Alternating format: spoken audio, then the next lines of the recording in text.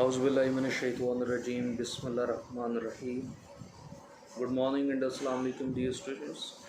Today is our 12th lecture for social studies. As you know, we started the chapter number 3 of geography in the previous lecture, and we have read 2 pages of social studies, and the chapter name is Main Agricultural Products of the Muslim World. We studied about the agricultural product that Muslim countries produce, like wool, cotton, sugar, and today we are going to start from rubber. I have given you a homework that you have to make 5 filling the blanks and 5 MCQs, and same is the homework for you today. That we are going to read 12 and 13, page number 12 and 13, and you have to find out 5 blanks. You have to make only 5 blanks and 5 MCQs from these 2 pages. This is the same homework for you, and you have to do it.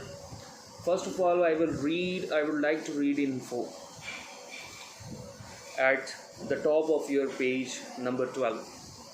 The natives of the Amazon basin used to make gum boots by pouring the thick rubber sap around their feet and letting it set in the shape of a boot.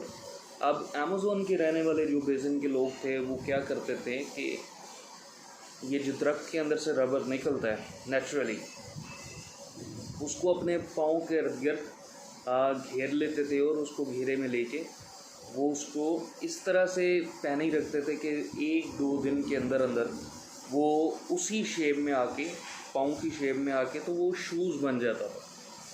Now rubber being tapped from a rubber tree. Rubber is mainly used to make tyres. Rubber आपको पता है ये आपकी bike के, cycle के, गाड़ियों के tyre, trucks के, एवरीथिंग जितने भी टायर हैं उसके लिए मेनली आप रबर यूज़ करते हैं. फिर रबर बूट्स भी आपके पास होते हैं. बारिश के अंदर आजकल के जो मौसम चल रहा है उसके मुताबिक रबर बूट्स मिलते हैं आप, ताकि पानी के अंदर जितना मर्ज़ी गहरी पानी के अंदर आप पहन के उसको ड्राइव कर पाएँ, आप राइड कर पाएँ बाईसाइकिल को, या आप बाइक पे जा रहे हैं लेट्स सपोज, तो आपके पास वो शूज़ होंगे तो आप भीगने से बच जाएंगे maximum. Rubber is mainly used to make tires, about half of which are made from rubber natural. Natural rubber से आता है हाफ जो उसके अंदर यूज़ होता है, एंड हाफ सिंथेटिक होता है जो लेबॉर्ट्री बेस्ड बनता है. रबर मेड फ्रॉम केमिकल्स के थ्रू बनता है. Rubber is also widely use for making hose pipes. ये आपके घर में रबर पाइप्स यूज़ होती हैं. आप लॉन वगैरह के अंदर पानी वगैरह लगाने के लिए होज पाइप्स यूज़ करते हैं, वो भी इसी से बनती हैं. बेल्ट्स, उसके अलावा मशीनरी की बेल्ट्स होती हैं कुछ, वो भी रबर से बनती हैं in factories and mines. Shoes and as an insulator in electric. आपके शूज़ के सोल्स रबर से बनते हैं इलेक्ट्रिकल अप्लायंसेस के अंदर, ताकि एज एन इंसुलेटर काम करे. वो बहुत जगह पर रबर का यूज़ है. Natural rubber which is usually considered better for most purposes than the synthetic variety. Natural rubber जो है सिंथेटिक वैरायटी से बहुत बेहतर माना जाता है. Is made from the SAP of a number of trees which grow in tropical forest. Tropical forest के अंदर जो ट्रीज़ ग्रो करते हैं वहाँ से इसको लाया जाता है और फाइंड आउट करके निकाला जाता है. The rubber tree was originally found only in the Amazon rain forest. सिर्फ अमेज़ॉन के रेन फॉरेस्ट के अंदर ये जो हैं ट्रीज़ पाए जाते थे. But in the 19th century के अंदर क्या हुआ, some British scientist smuggled out some seeds and plants and grew them in South East Asia.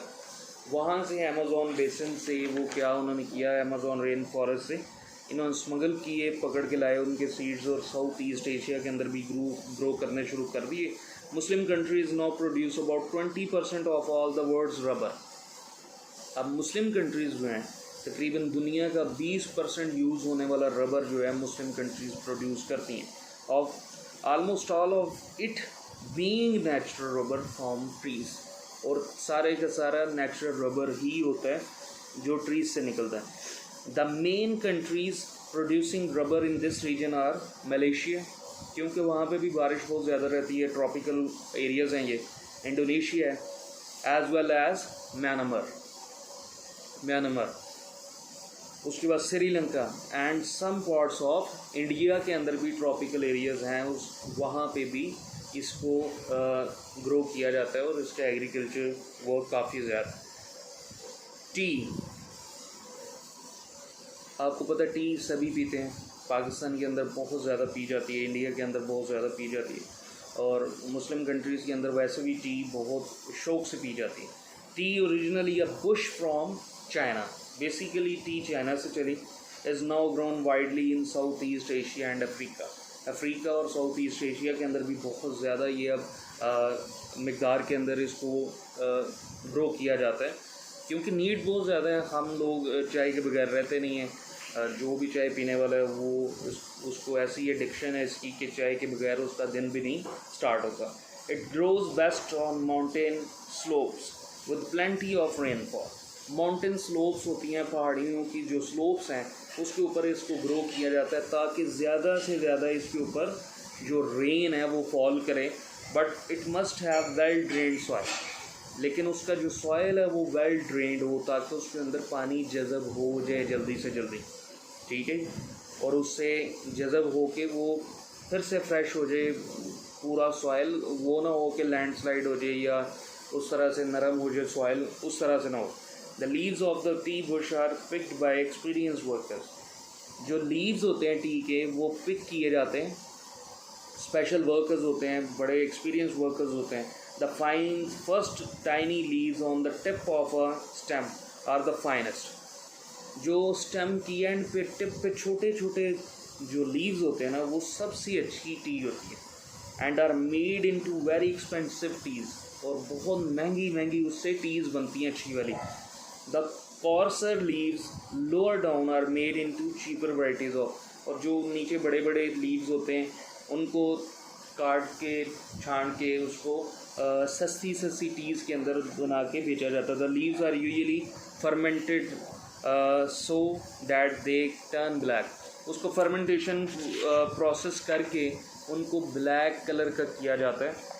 और although some countries specially China prefer green tea, so कुछ countries और कुछ लोग भी हमारे पाकिस्तान के अंदर भी ग्रीन टी पीते हैं, आपको पता है, और चाइना के अंदर मोस्टली लोग यही प्रेफर करते हैं कि ग्रीन टी पी जाए। The seeds from the tea bush are crushed to get an oil.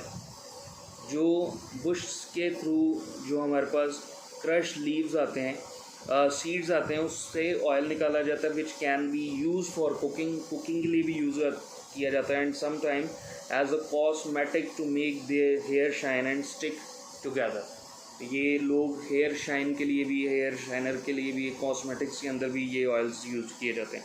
Muslim countries produce about 15% of the world's output of tea. तकरीबन 15% दुनिया का जो टी पी जाती है, प्रोड्यूस की जाती है, वो मुस्लिम कंट्रीज़ ही करती हैं। दीज बीइंग मेनली और मोस्टली ये कहाँ पे है, Bangladesh, Indonesia, Iran plus Turkey. और आपको इन्फो के अंदर एक चीज़ बड़ी हैरत अंगेज़ पता चलेगी कि 15% जो दुनिया की टी है वो जनरेट कर रहा है Muslim country, but 18% of all the T grown in the world is drunk in Muslim country. लेकिन पीते जो हैं वो तकरीबन 18% दुनिया की जितनी भी टी पी जाती है उसके अंदर से 18% मुस्लिम कंट्रीज़ के अंदर पी जाती है। अब एक और बड़ी अच्छी बात है आगे, the word coffee crumbs from the Arabic word कहवा।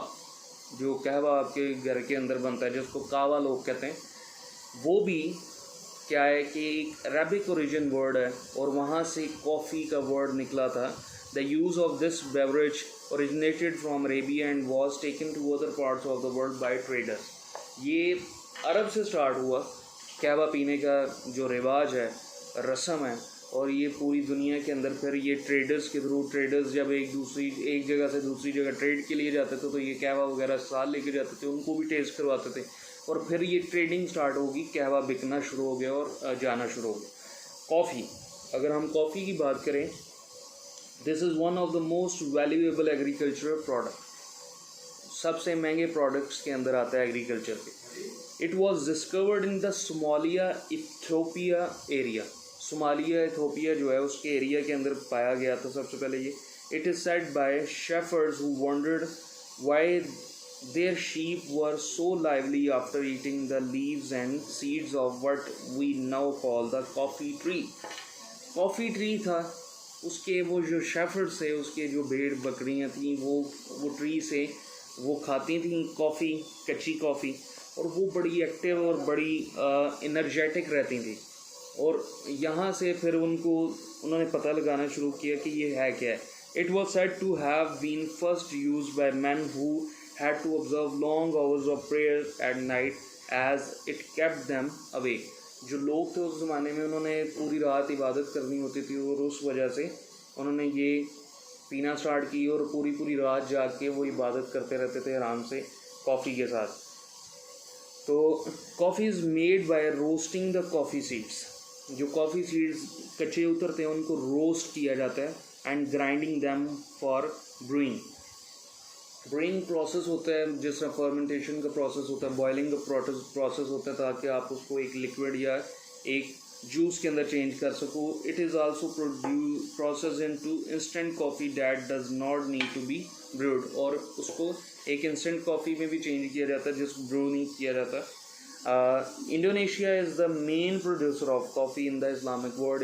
इंडोनेशिया के अंदर सबसे ज़्यादा कॉफ़ी इस्लामिक वर्ल्ड के अंदर पाई जाती है.